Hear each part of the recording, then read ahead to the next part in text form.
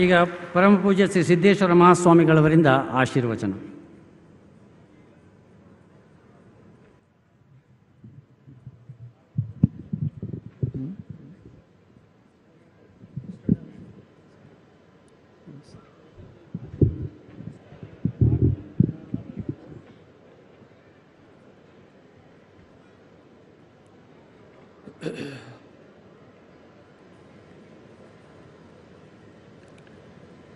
ವೇದಿಕೆಯನ್ನು ಅಲಂಕರಿಸಿದ ಅತ್ಯಂತ ಜನಪ್ರಿಯರಾದ ಲೋಕಹಿತೈಷಿಗಳಾದ ಪ್ರಧಾನಮಂತ್ರಿಗಳವರಲ್ಲಿ, ಕನ್ನಡ ನಾಡಿನ ಮುಖ್ಯಮಂತ್ರಿಯವರಲ್ಲಿ ಹಾಗೂ ಉಳಿದೆಲ್ಲ ಸಚಿವರಲ್ಲಿ ತಮ್ಮೆಲ್ಲರಲ್ಲಿ ನಮಸ್ಕಾರ.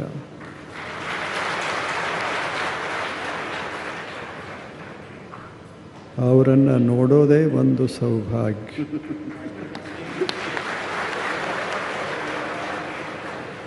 ಅವರಿಲ್ಲಿ ಬರ್ತಾರ ಅಂದ್ರೆ ನಿಮಗೆಷ್ಟು ಸಂತೋಷ ಆಗ್ಯದ. ಇಂಥ ಒಬ್ಬ ಪ್ರಧಾನಮಂತ್ರಿಗಳು ಈ ದೇಶಕ್ಕೆ ದೊರೆತದ್ದು ಸುದೈವ ಇದು.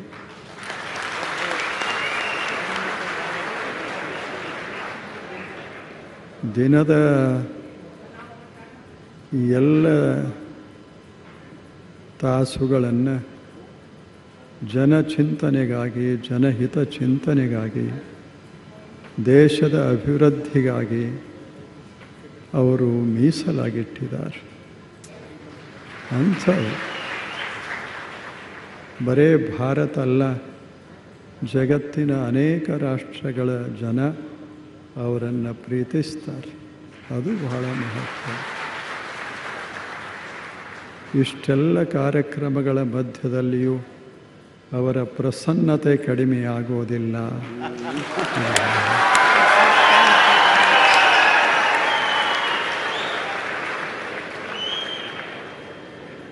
ಅವರೀಗ 3 ಗ್ರಂಥಗಳನ್ನು ಬಿಡುಗಡೆ ಮಾಡಿದ್ದಾರೆ.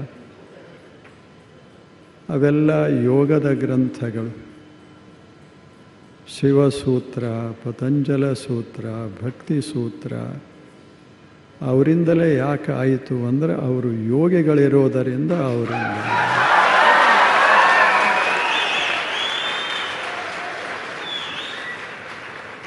ಹೆಂಗೆ ಬದುಕ್ಯಾರ ಹೇಳಿ? ಅವ್ರಿಗೆ ಕಿಸೆಗಳದಾವ, ತುಂಬೋ ಮನಸ್ಸಿಲ್ಲ. ಜನರ ಹೃದಯಗಳಲ್ಲಿ ಅವರು ತಮ್ಮ ಮಾತುಗಳನ್ನು ಮೂಡಿಸ್ತಾರೆ, ಜನರ ಮನಸ್ಸನ್ನು ಅರಳಿಸ್ತಾರೆ. ಭಾರತ ದೇಶ ಕಂಡ ಬಹಳ ಅಪರೂಪದ ಪ್ರಧಾನಮಂತ್ರಿಗಳು.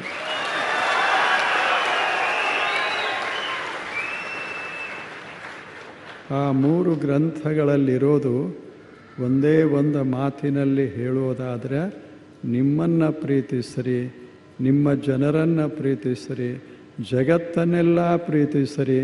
ಇದು ಯೋಗ.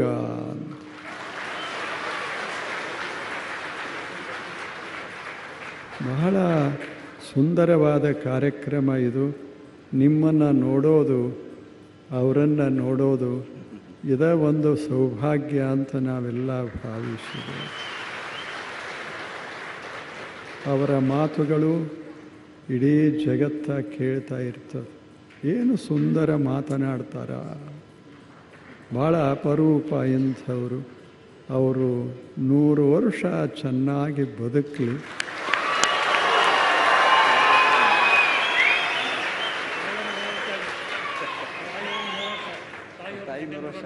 ಹೌದು, ಅವರ ತಾಯಿಯವರಿಗೆ 100 ವರ್ಷ, ಇನ್ನು 100ರ ಮೇಲೆ.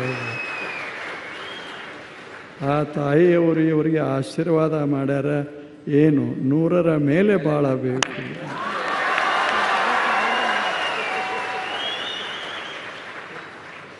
ಅವರಿಂದ ನಮ್ಮ ಜನ, ಯುವಕರು, ದೊಡ್ಡವರು ಕಲಿಬೇಕು. ಏನು ಅಂದರೆ, ದಿನದ ತುಂಬ ಕೆಲಸ ಮಾಡಿದರೂ ಮುಖದ ಮೇಲಿರುವಂಥ ಆ ಮಂದಸ್ಮಿತ ಕಡಿಮೆಯಾಗೋದಿಲ್ಲ.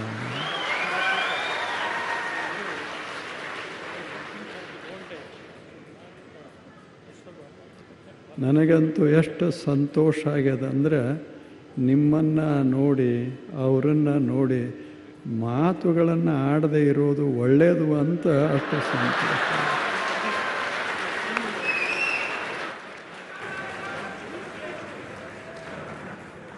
May I now request Honorable Prime Minister Sri Narendra Modi ji to inaugurate